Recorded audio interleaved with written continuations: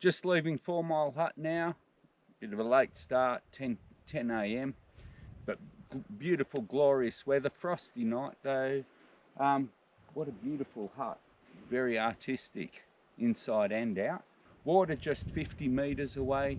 The old burnt out hut ruins another 50 metres away a bit. Just climbed up the little bump above the water source at 9 Mile Creek, which is very, very small in flow.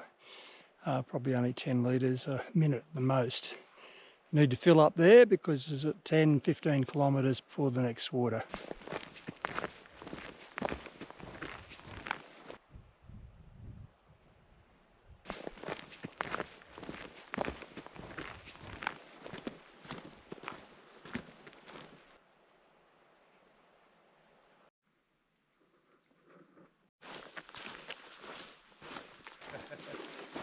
That answer was too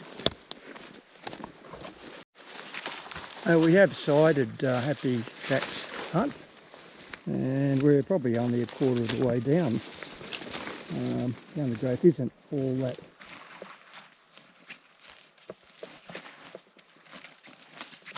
Happy Jack's hut for the night. Happy Jack's Creek just down from the hut. Beautiful crystal clear water.